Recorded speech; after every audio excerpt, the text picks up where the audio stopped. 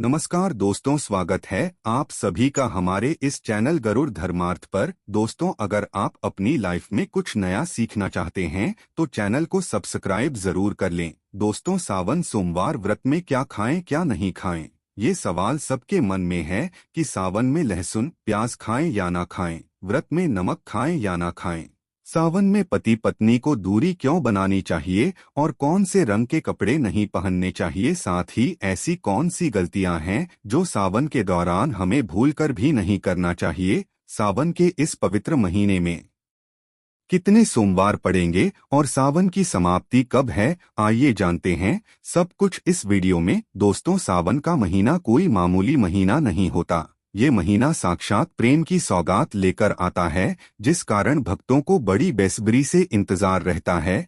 सावन का महीना इतना पवित्र होता है जिसका आप अंदाजा भी नहीं लगा सकते।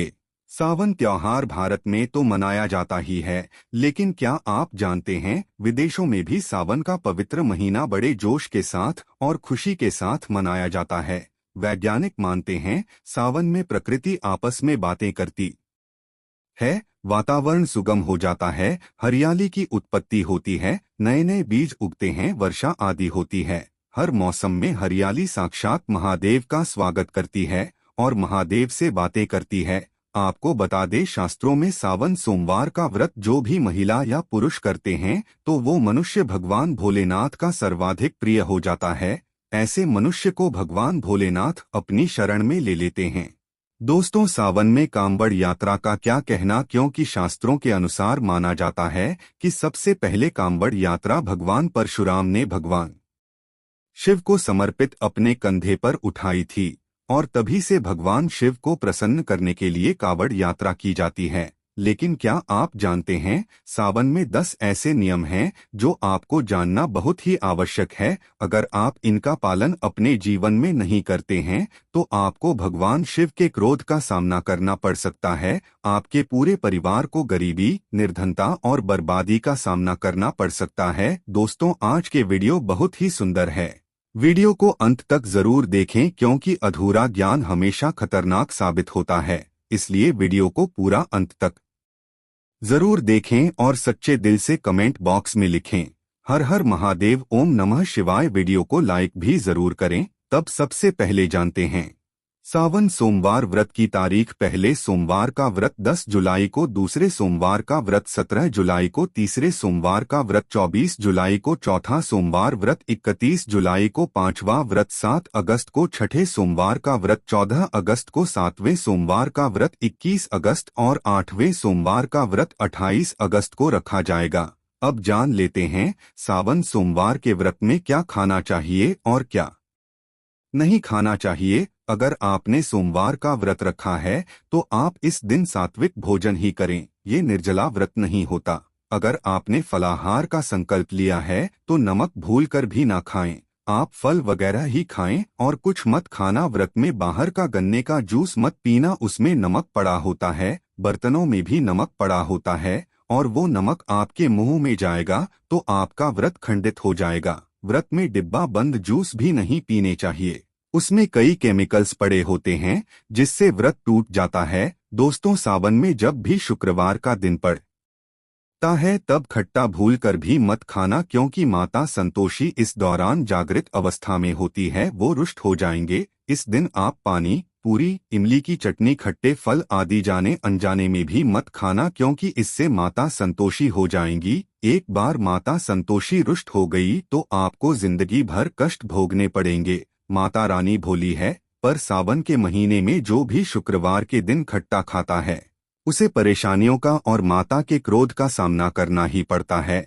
सावन में साधारण नमक फलों पर लगाकर या अमरूद के बीच में भरकर भूलकर भी नहीं खाना चाहिए। आप सेंधा नमक फलों पर लगाकर खा सकते हैं। कि व्रत में आप चाय पी सकते हैं, लेकिन बिना दूध की चाय ही पी लें। सावन के व्रत में दूध नहीं पीना चाहिए, इससे भगवान शिव क्रोधित हो जाते हैं। सावन में हल्दी मिलाकर दूध पीने से भयंकर श्राप लगता है।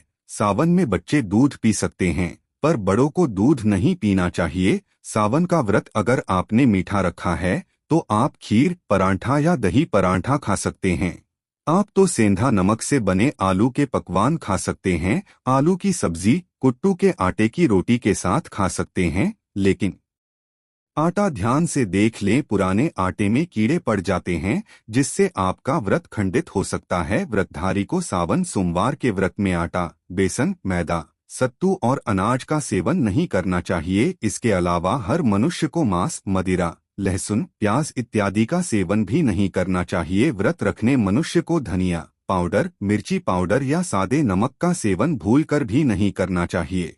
सावन में चाहे आपका व्रत हो या ना हो, किसी भी मनुष्य को कढ़ी पकौड़ा नहीं खाना चाहिए और पत्तेदार सब्जियां जैसे पालक, मेथी, लाल भाजी, बथुआ, पत्ता गोभी जैसी सब्जियां या सांख की सब्जियां भूलकर भी नहीं खानी चाहिए। ये जहर के समान मानी जाती है। इनमें कीड़े आ जाते हैं, सांप, बिच्छू वगैरह आ जाते हैं, और जो भी मनुष्य सावन में बैंगन की सब्जी खाता है, उस मनुष्य को घोर पाप लग जाता है। इसी कारण लोग द्वादशी और चतुर्दशी पर बैंगन नहीं खाते। पत्तेदार सब्जियां क्यों नहीं खाई जाती, इसके पीछे एक पौराणिक कथा है।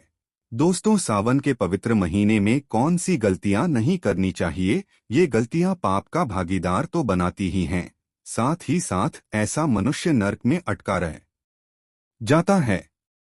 सावन में घर के सभी लोगों को सुबह जल्दी उठना चाहिए और जितना जल्दी हो सके कम से कम पहला सावन स्नान जरूर करें। परिवार में को स्नान करना चाहिए। अगर कोई बीमार है तो उस पर गंगाजल की छींटे मार दें। सावन में किसी भी गरीब का अपमान ना करें, क्या पता उस गरीब के रूप में भगवान शिव आए हो, क्योंकि भगवान शिव सावन में अपने भक्तों की परीक्षा लेने आते हैं। सावन में देर तक सोने वाली महिला का पति बर्बाद हो जाता है और उसकी मृत्यु निकट भविष्य में जल्दी हो जाती है।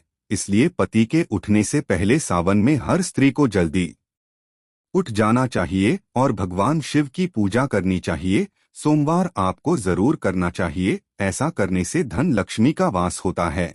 सावन में पति पत्नी को सहवास नहीं करना चाहिए। अगर आपने व्रत रखा है, यह आपकी पत्नी ने व्रत रखा है, तो आप दूरी बनाकर रखें, क्योंकि ऐसा मनुष्य इस दौरान भगवान शिव की शरण में होता है। सावन में घनघोर काले वस्त्र पहनकर शिव मंदिर में नहीं जाना चाहिए। चाहे तो आप अपने घर में काले वस्त्र पहन सकते हैं, लेकिन मंदिर में कर भी जाना नहीं चाहिए और व्रत में भी काले वस्त्र नहीं पहनने चाहिए। वैसे तो सावन में लहसुन प्याज नहीं खाना चाहिए, पर यदि आपका व्रत है तो उस दिन तो पूरे परिवार को लहसुन प्याज से परहेज करना चाहिए। सावन के महीने में घर में गंदगी नहीं होनी चाहिए, इससे प्रकृति नाराज हो जाती है। सावन में आपके घर का जो मंदिर है उसमें माचिस के खाली पड़े डिब्बे या माचिस नहीं रखनी चाहिए। सावन में किसी भी मनुष्य को गाली नहीं देनी चाहिए, चुगली आदि नहीं करनी चाहिए। पत्नी को अपशब्द नहीं कहना चाहिए और ना ही पति को अपशब्द कहने चाहिए, इससे भगवान शिव आपको शराप दे देते हैं। सावन में जो भी मनुष्य दूध में हल्दी डालकर पीता है, उसके ऊपर महाकाल का क्रोध बरसता है। सावन में बाल नाखून नहीं काटने चाहिए, दाढ़ी वगैरह नहीं बनानी चाहिए। ये आपको पहले कर लेना चाहिए। कोई अधिक हो तो आप ऐसा कर सकते हैं, पर शिव जी से क्षमा जरूर मांग लें। सावन में शरीर पर तेल नहीं लगाना चाहिए। यदि आपका व्रत है तो आप शरीर पर तेल ना लगाएं। माता पिता का सम्मान करना चाहिए, क्योंकि माता पार्वती को माँ और भगवान शिव को पिता माना जाता है। इसलिए माता पिता में इन दोनों का वास होता है।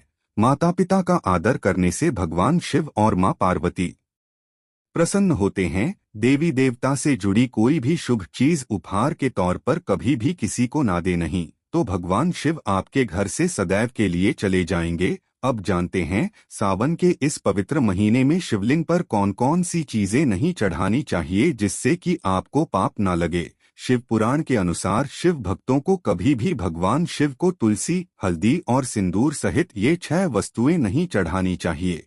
पौराणिक कथा के अनुसार केतकी के फूल ने ब्रह्मा जी के झूठ में साथ दिया था, जिससे नाराज होकर भगवान भोलेनाथ ने केतकी के फूल को दिया। इसलिए केतकी का फूल शिवलिंग पर चढ़ाया नहीं जाता। नारियल का पानी भी शिवलिंग पर कभी अर्पित नहीं करना चाहिए। शंख से जल भी भगवान भोलेनाथ को नहीं चढ़ाना चाहिए। शास्त्रों के अनुसार सुबह 5 बजे से लेकर सुबह 11 बजे तक शिवलिंग पर जल चढ़ाना बहुत ही शुभकारक और अत्यंत मंगलकारी माना जाता है। कभी भी शाम के समय शिवलिंग पर जल न चढ़ाएं। शास्त्रों के अनुसार शिवलिंग पर काली मिर्च चढ़ाने से रोगों का नाश होता है, साथ ही सुख समृद्धि की प्राप्ति होती है। घर में कभी भी अंगूठे के आकार से बड़ा शिवलिंग नहीं रखना चाहिए और शिवलिंग पर जलधारा जरूर होनी चाहिए। भगवान भोलेनाथ को टूटे हुए अक्षत कभी अर्पित नहीं करने चाहिए, इससे वो क्रोधित हो जाएंगे। सावन के पवित्र महीने में कटेफटे बेलपत्र शिवलिंग पर अर्पित नहीं करने चाहिए। बेलपत्र की संख्या 3 होनी चाहिए, पत्ते पूरे सबूत होने चाहिए। आप 6 महीने पुराना बेलपत्र भी शिवलिंग पर अर्पित कर सकते हैं, वो कटाफ्टा ना हो। 6 महीने तक बेलपत्र पवित्र और शुभ माना जाता है। सच्चे दिल से बेलपत्र शिवलिंग पर चढ़ाने से 21 मनोकामनाएं पूर्ण हो जाती है। भगवान शिव को दूध में पानी डालकर अर्पित नहीं करना चाहिए, इससे आपको फल भी उसी तरह का मिलेगा। भगवान शिव को एक बूंद भी आप अर्पित कर सकते हैं, पर दूध शुद्ध होना चाहिए और आपका मन भी शुद्ध होना चाहिए।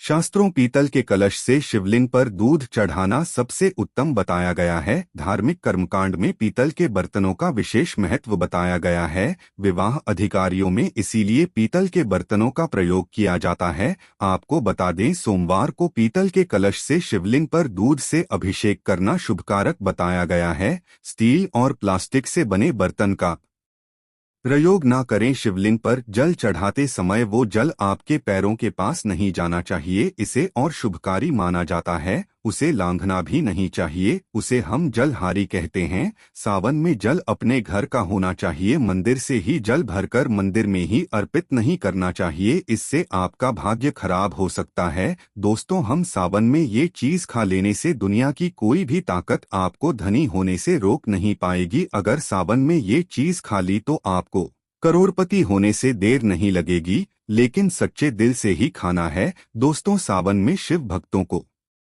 शिवलिंग पर चढ़े हुए प्रसाद के रूप में थोड़ा सा धतूरा जरूर खाना चाहिए। यह आपको अधिक नहीं खाना है, बस अपनी जुबान पर हल्का सा टच करना है। अधिक खाएंगे तो आप बीमार पड़ जाएंगे, इसलिए बस टच कर लें। आप देखना, आपके अंदर पॉजिटिविटी का संचार हो जाएगा, आपको होने से कोई नहीं रोक पाएगा। दूसरा है बेल का फल।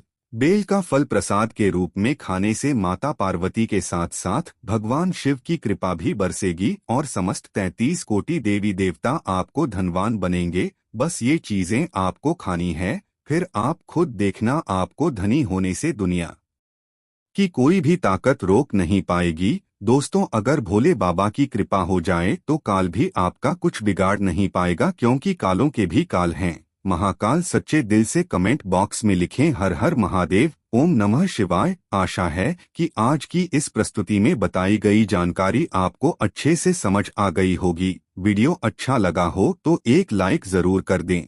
धन्यवाद वीडियो के अंत तक बने रहने के लिए।